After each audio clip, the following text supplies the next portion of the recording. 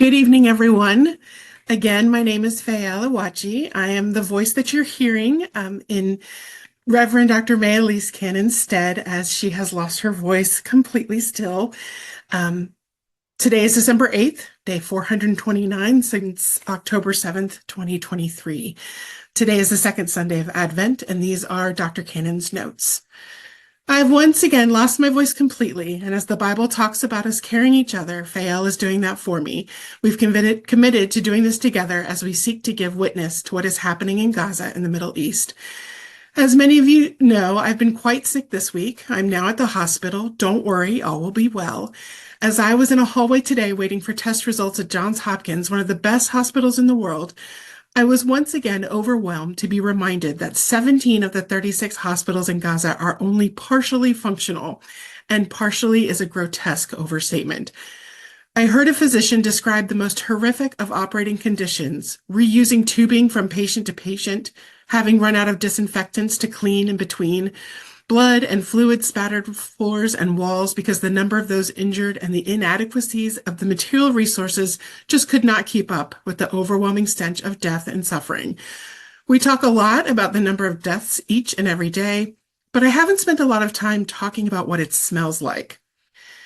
I will be fine. I have the best doctors in the world and all of the material resources, but pray for the souls that are lost and for those who today, tomorrow, or in the days to come will continue to suffer, experience injury and death. Prayer for their families and pray against the hatred that will follow and come as a result of all the killing. The most significant thing to know about the Middle East today is that the Assad regime in Syria has fallen. The Intercept reported that today. You can find that link in our notes. American troops are in Syria on questionable legal grounds. They continue to get attacked, according to new Pentagon data. The Israeli military took control of the Syrian side of Mount Hermon in the Golan Heights to prevent rebels from conquering the area. And in Gaza, the Kamal Adwan Hospital came under fire. We will talk about all of those details tomorrow. Now I would like to share CMEP's second Sunday of Advent devotional, written by CMEP staffer Christopher Huth. May the way of peace guide our path during this Advent season. Changing perspectives takes courage. And from Luke 1, verses 76 through 79, and you, child, will be called the prophet of the Most High, for you will go before the Lord to prepare his ways, to give his people knowledge of salvation by the forgiveness of their sins. Because of the tender mercy of our God, the dawn from on high will break upon us to shine upon those who sit in darkness and in the shadow of death, to guide our feet into the way of peace. And again, this is from Christopher Huth, CMEP staffer. In 2015, I moved back to Lebanon. It had been 9 years since I had last seen the country when my family and I were driving with our belongings packed up between us from Beirut to Berlin. We had moved away toward the end of the 2006 war, and Israel had bombed the only commercial airport in the country. I was 6 years old and did not know what was going on. All I knew was to stay away from windows, hide under tables when told, and that I couldn't go out to see my friends. It was under these circumstances that I left the country in which I formed some of my earliest memories. In those 9 years I was gone, I moved back and forth between two Western diplomatic outposts for my father's work, Berlin and New York City. My understanding of the world was shaped extensively during this time, especially as my obsession for history was taking over, and I started asking more complex questions about the state of the world.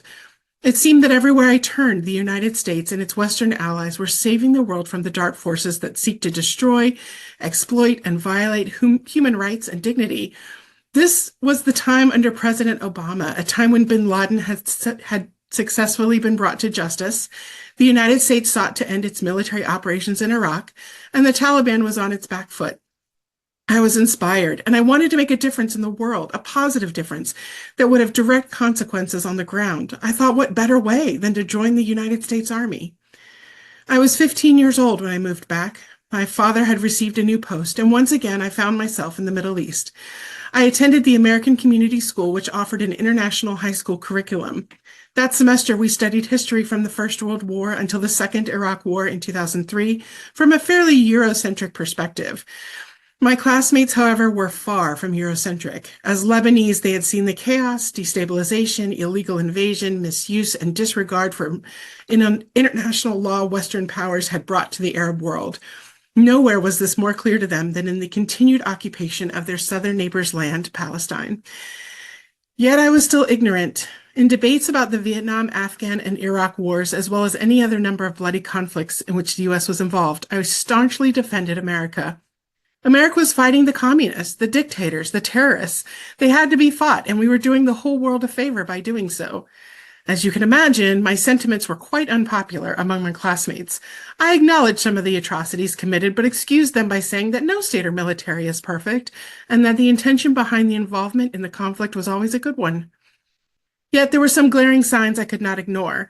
Every time I drove through the beautiful country to enjoy its relaxing beaches, towering mountains, or rich history, I would drive past Palestinian refugee camps.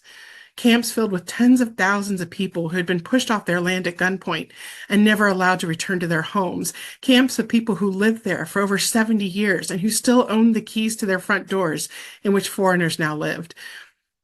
Camps that simply would not exist without U.S. complicity in Israel's project of ethnic cleansing. And so I started to learn. I learned about the Nakba, the forced displacement of more than 750,000 Palestinians from their homes in 1948. I learned about the Naksa, where over 200,000 Palestinians were pushed from their homes in 1967. I learned about 1982, when the Israeli invasion of Lebanon killed tens of thousands of people. I learned about 2006, the very war which I'd experienced as a child.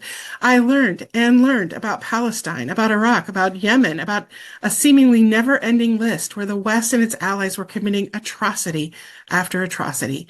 And so I changed. I graduated high school in Lebanon in 2017, and the following year moved back to New York City to start college. I refounded the Students for Justice in Palestine chapter on my campus with a Palestinian classmate, a club that has now grown to one of the biggest on campus. I've long given up on my dreams of entering the U.S. Armed Services and instead have achieved a master's in international peace and conflict resolution. After October 7th, in light of the inaction from our university, one of my Jewish classmates and I organized group dialogue sessions open to anybody to come together as a community and talk about the situation in the Middle East. Upon graduating, I was blessed with a job offering at Churches for Middle East Peace, doing the work I was always eager to do. Today, I find myself here working on ending the very atrocities I may have been defending a decade ago. We have a response by Tiana Coleman. Holding tightly to an idea is easy to do. Sometimes we can go to great lengths to defend our beliefs, even if we are presented with contrary evidence.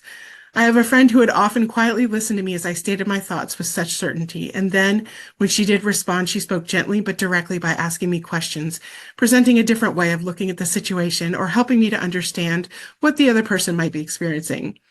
Proximity coupled with humility enables us to be part of someone's lived reality.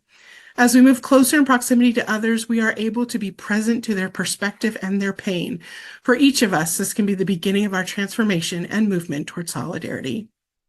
In Luke 1:76, Zechariah prophesied these words over his son, acknowledging his son's role in preparing the way for Christ.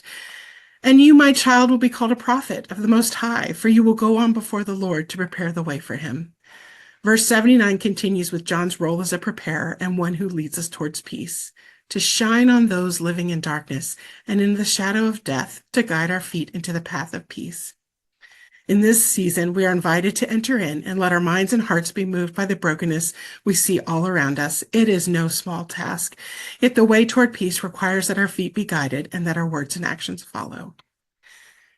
We are so grateful for our staff and partners in ministry and each of you. May God continue to carry us on and carry each other this Advent season as we walk together toward peace. Amen.